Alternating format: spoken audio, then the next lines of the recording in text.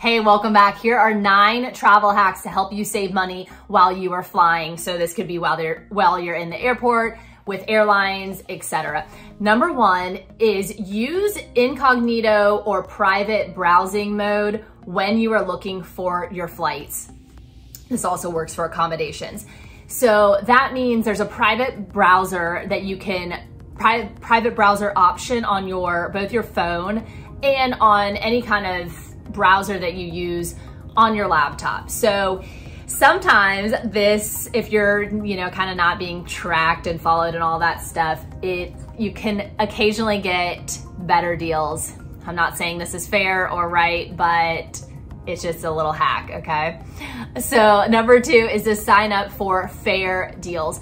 So you can sign up for these kinds of price alerts, fair deals, anything like that. You can do with Google Flights, or often the specific airlines will have their own kind of alerts that you can sign up for. And even on like websites like Expedia or Kayak, often they will definitely alert you for if anything has dropped. So that's just a good way to monitor, especially if you have a little bit of time right before you're booking that flight. You can be a little bit more flexible in the waiting time. If you're booking a trip next week, it just kind of is what it is.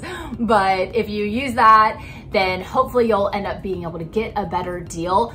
Also, this is not one of my points, but it kind of just reminded me of that. A lot of times you can search, my dates are flexible, right? So within the apps or even on Google Flights, you can either look at a calendar and see like, okay, I know that if I'm leaving on a Thursday and I get back on a Monday, this is the price. And you can kind of compare the different prices depending on when you leave and when you come back. As well as if you just click like my dates are flexible, and that's so great if they are, you'll definitely be able to get a better deal. Unfortunately, I'm not able to get those kinds of things too often because it's like I have specific times that I have to travel and come back. But again, if you're flexible, if you can kind of request any time off work, or you can work remotely, then absolutely you should be doing that. This kind of rolls into number 3, which is travel off season if you can.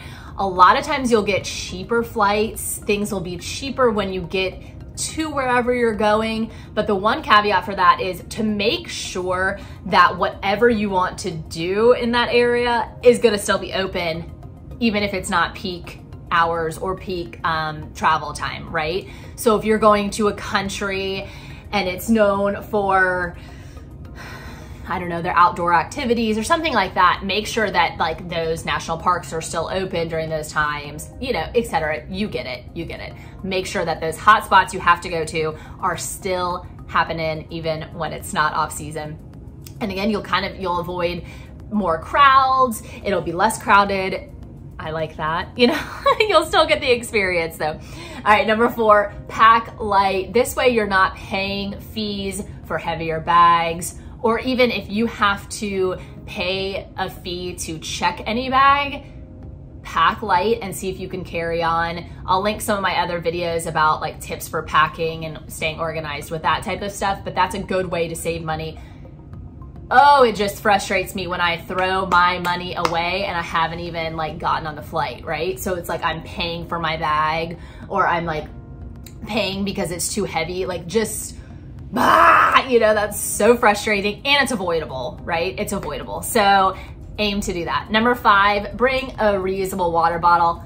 I say this all the flippin' time, but I can't stand paying money for water. And it is such a scam. It's such a hoax in so many, it's just a crazy industry, right? Not a scam. Obviously you need some kind of filtered water depending on what countries you're going to. In Mexico, you're not going to drink the water. You get it, but have that reusable water bottle, and then you can fill it up and you don't have to continuously pay for water. Just, why not, right?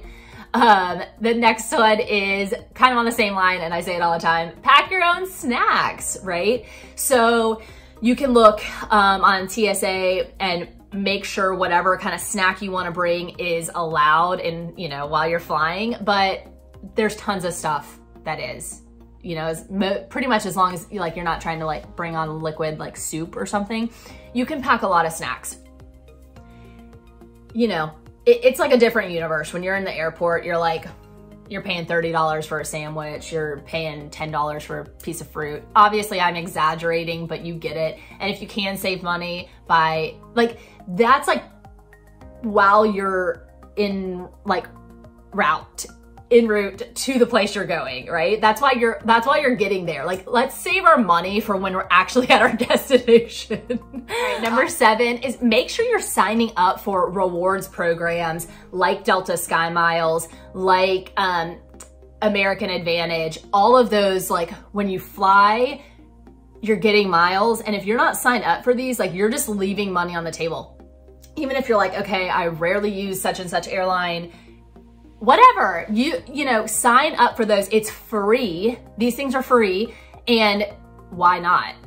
Why not? A lot of times too, if you are signing up for those things, you'll get like special perks as well. So like, I know if you're a Delta Sky Miles member, you get free Wi-Fi in flight, stuff like that. So again, it's free. It's free.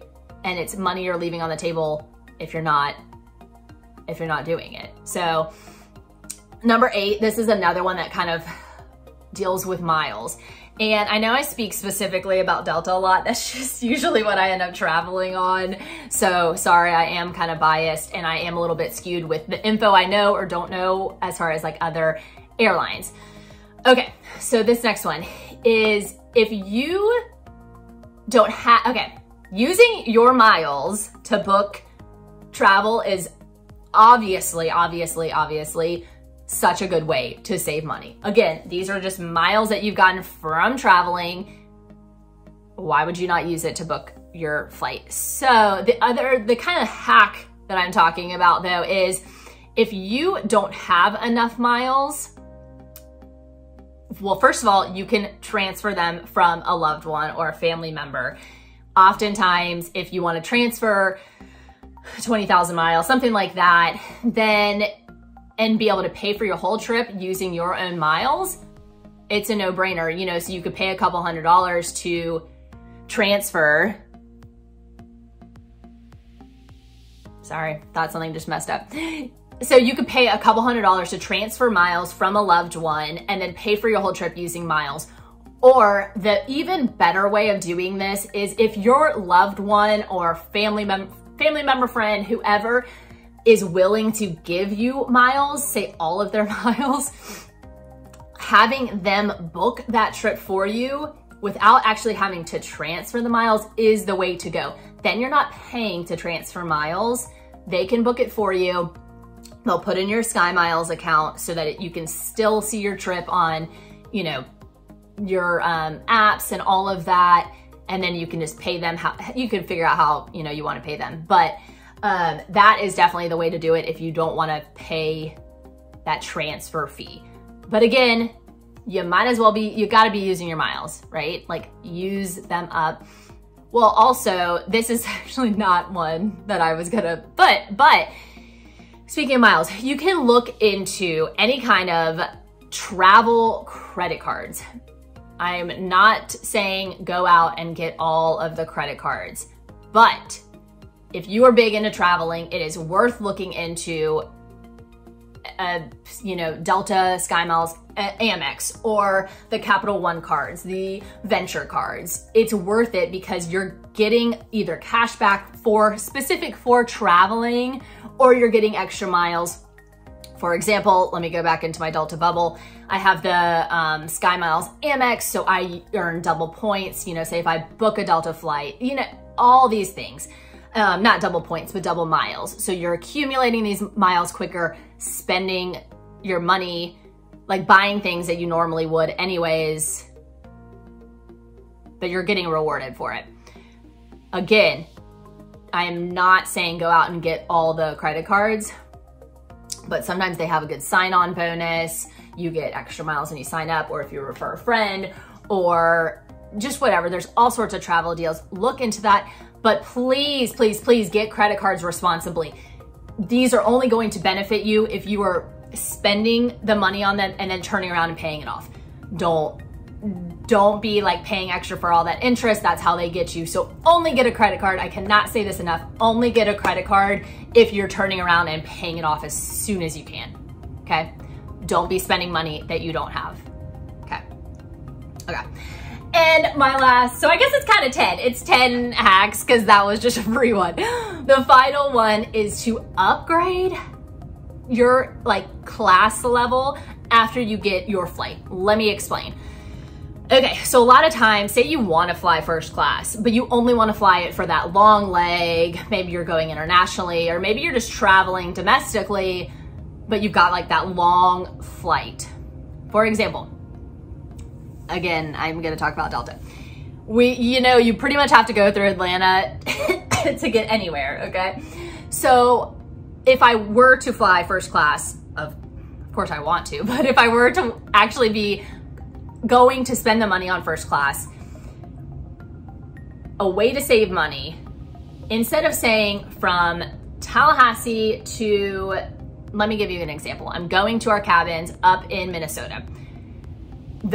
How I travel there is from Tallahassee to Atlanta, Atlanta to Minneapolis, Minneapolis, then to our cabins, okay?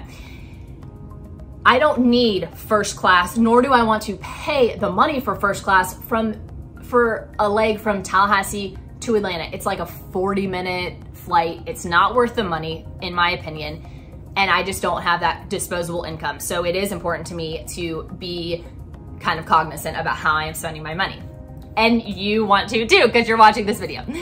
All right, so say I book my trip. I book it just in normal ass class, but then I go on, when you go on your app, there will be an option to upgrade for specific legs. So you'll go into your seat assignment. Sometimes it's just like on the main page and they're like, hey, you wanna upgrade to Comfort Plus first class?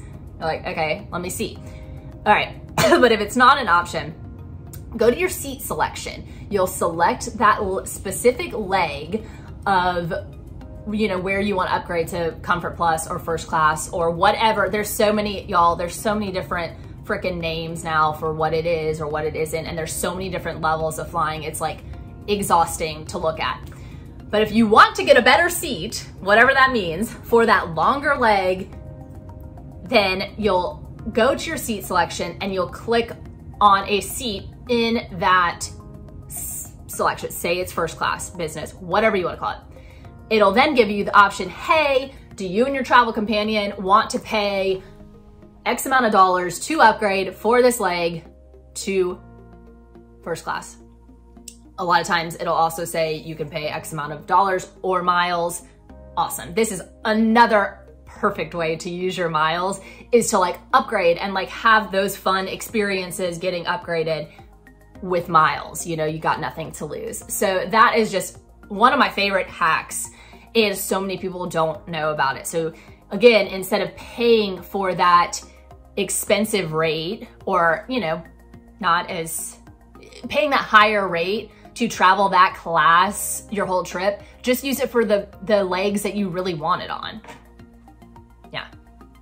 You tell me if it's not. Again, I know this is an option with Delta. Correct me if I'm wrong if it's not an option for other airlines. Anyways, all right, I hope you enjoyed these hacks. If you did, please subscribe so you don't miss anything, and please share this video. I would love that. Talk to you guys soon.